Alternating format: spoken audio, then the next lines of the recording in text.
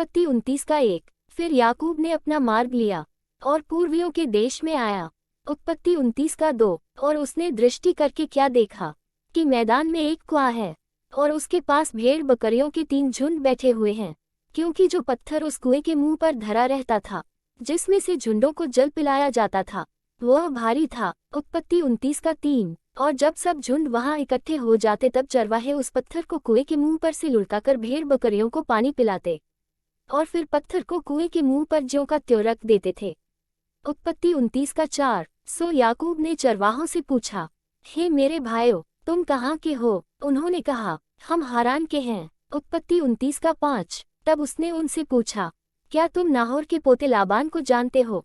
उन्होंने कहा, हाँ, हम उसे जानते हैं। उत्पत्ति 29 का 6। फिर उसने उनसे पूछा, क्या वह कुशल से है?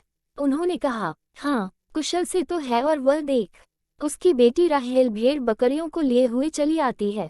उत्पत्ति 29 का 7। उसने कहा, देखो, अभी तो दिन बहुत है, पशुओं के इकट्ठे होने का समय नहीं, सो भेड़ बकरियों को जल पिलाकर फिर ले जाकर चराओ। उत्पत्ति 29 का 8। उन्होंने कहा, हम अभी ऐसा नहीं कर सकते। जब सब झुंड इकट्ठे होते हैं तब पत्थर कुएं के मुंह से लुढ़काया जाता है और तब हम भेड़ बकरियों को पानी पिलाते हैं। उत्पत्ति 29 का 9। उनकी यह बातचीत हो रही थी कि राहेल जो पशु चराया करती थी, सो अपने पिता की भेड़ बकरियों को लिए हुए आ गई।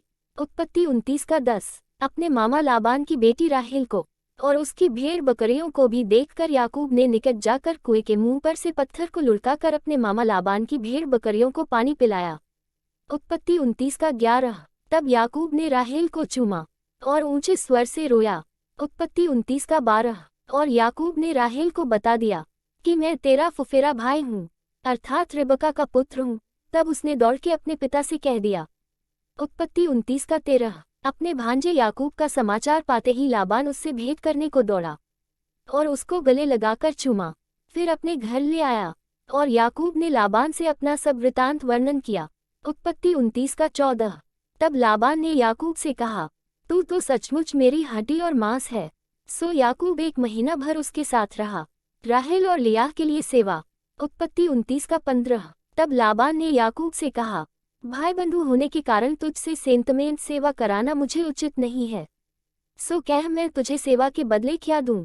उत्पत्ति 29 का 16। लाबान के 2 बेटियां थीं, जिनमें से बड़ी का नाम लिया और छोटी का राहेल था। उत्पत्ति 29 का 17। लिया कि तो धुंधली आंखें थी, पर राहेल रूपवती और सुंदर थी। उत्पत्ति 18। सो याकूब ने, जो राहेल से प्रीति रखता था, कहा, मैं तेरी छोटी बेटी राहेल के लिए 7 बरस तेरी सेवा करूंगा। उत्पत्ति 29 का 19। लाबान ने कहा, उसे पराये पुरुष को देने से तुझको देना उत्तम होगा, सो मेरे पास रह। उत्पत्ति 29 का 20। सो याकूब ने राहेल के लिए 7 बरस सेवा की और वे उसको राहेल की प्रीति के कारण थोड़े ही दिनों के बराबर जान पड़े। उत्पत्ति 29 का 21। तब याकूब ने लाबान से कहा, मेरी पत्नी मुझे दे और मैं उसके पास जाऊंगा, क्योंकि मेरा समय पूरा हो गया है। उत्पत्ति 29 का 22।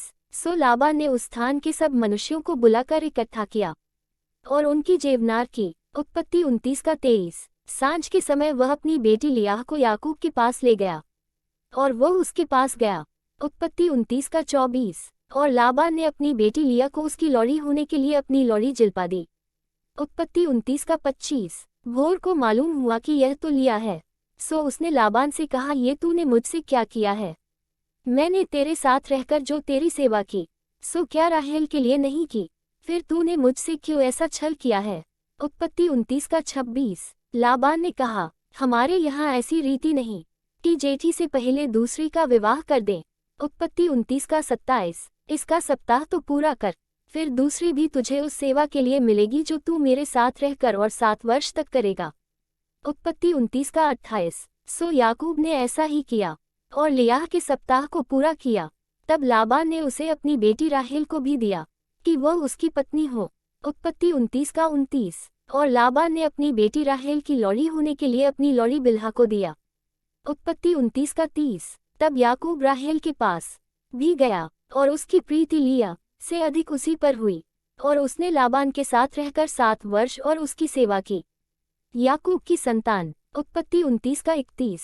जब यहोवा ने देखा कि लियाह अप्रिय हुई, तब उसने उसकी कोख खोली, पर राहेल बांझ रही। उत्पत्ति 29 का 32। सो लियाह गर्भवती हुई और उसके एक पुत्र उत्पन्न हुआ, और उसने ये कहकर उसका नाम रूबेन रखा कि यहोवा ने मेरे डैक पर दृष्टि की है, सो अब मेरा पति मुझसे प्रीति रखेगा।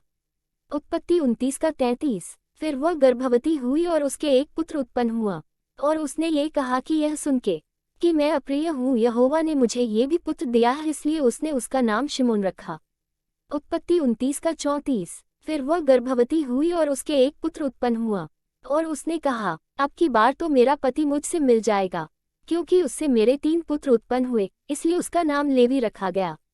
उत्पत्ति 29 का 35। और फिर वह गर्भवती हुई और उसके एक और पुत्र उत्पन्न हुआ, और उसने कहा, अब की बार तो मैं यहोवा का धन्यवाद करूंगी, इसलिए उसने उसका नाम यहूदा रखा। तब उसकी कोख बंद हो गई।